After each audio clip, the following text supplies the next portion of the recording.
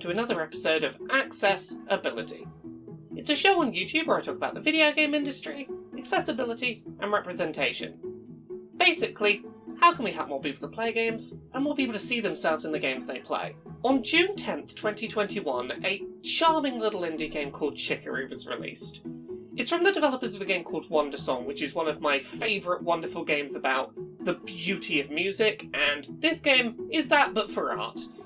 You play as a little anthropomorphic dog character who, after the world suddenly drains of colour mysteriously, finds a magic paintbrush and takes it upon themselves to take up the mantle of painting the world back to colourful life.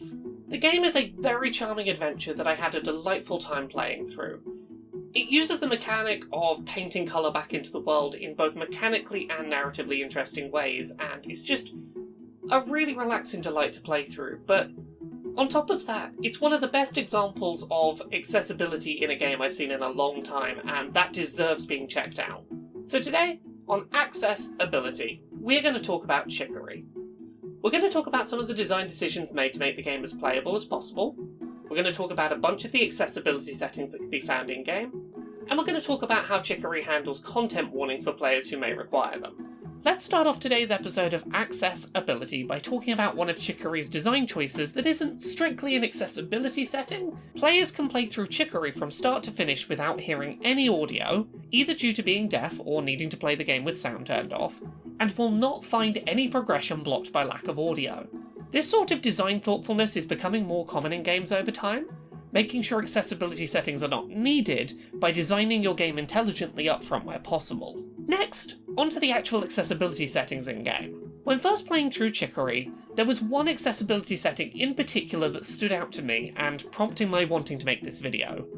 A Misophonia accessibility setting. Misophonia is a condition where a person has uncharacteristically strong negative emotional responses to certain types of noise.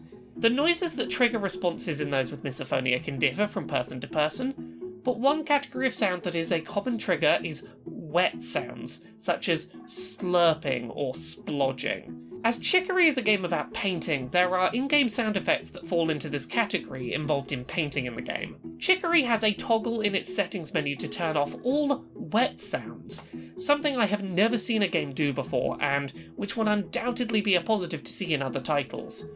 This is a feature I would love to see become more common. Getting into the rest of the settings menu, Chicory has options for an in-game eye strain filter, which can be placed over the default stark white background, adding a subtle or strong orange wash to make looking at the screen for long periods of time more comfortable. Players can turn off flashing effects, screen shake, and text moving effects, which can make the game more playable for photosensitive, motion sick, and dyslexic players respectively. While Chicory's default in-game font is cute and fits the theming of the game's world, players can also switch text to a more legible alternative font. Buttonholes in Chicory can all be turned into toggles, and painting on consoles can be done using the right stick if you have difficulty using the PS4 or PS5's touchpad controls. Chicory also supports full controller remapping, with presets available to support players' dominant hand, level of comfort with adaptive trigger effects, and which stick is used for which in-game functions.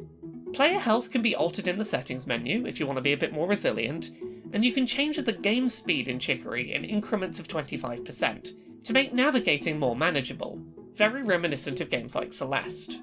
Chicory does contain occasional boss fights punctuating its otherwise peaceful gameplay loop, but these can all be skipped by the player if they're proving to be a barrier to progression. For any players lost and unsure where to go, Chicory has a really nicely designed hint system for players. By stopping at a phone booth, players can chat with their character's mum, who will offer them gentle hints on how to progress. If the character is still stuck, they can ask for the phone to be handed over to Dad, who will be much more direct about how to progress, with detailed steps on where to go and what to do.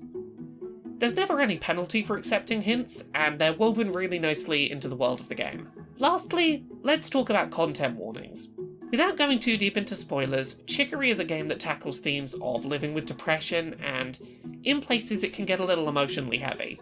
However, the game contains a content warning system I would most closely compare to last year's release of Ikenfell. Players can opt in to be warned before emotionally difficult scenes start, with the option to either skip those scenes entirely or mentally prepare themselves before starting the given scene. Chicory's overall level of accessibility support is really robust and something that should be celebrated. It stands toe-to-toe with projects with much bigger budgets in terms of how it handles accessibility, but I want to take a minute to just really take in how nice it is when we see a game like Chicory move accessibility forward in some interesting way. In this case, it is the Misophonia settings. It is looking at a group of disabled players who are very rarely thought about in terms of accessibility and adding something new. Chicory hasn't just looked at best practices of what other games are already doing to be accessible, but has thought carefully about what their game uniquely might cause problems for people, what solutions don't yet exist but could be helpful, and implemented those. It's always a delight on this show when I get to talk about a game that pushes accessibility forwards in some regard, and I really hope that Chicory's existence encourages other developers to consider, are players with misophonia a group that might be impacted by our game that we could help? This feels like a really positive thing to see. Chicory is a really beautiful, wonderful, touching indie game that I can't recommend highly enough outside of its accessibility settings, but those accessibility settings just push it over the edge. They make a game that I was already very eager to recommend to people something that I can do so without reservation. It's always wonderful when an indie developer really pushes the envelope forward on something, and I can't wait to see which indie developer next pushes forward on accessibility in a way that hopefully years from now will be a standard in our industry.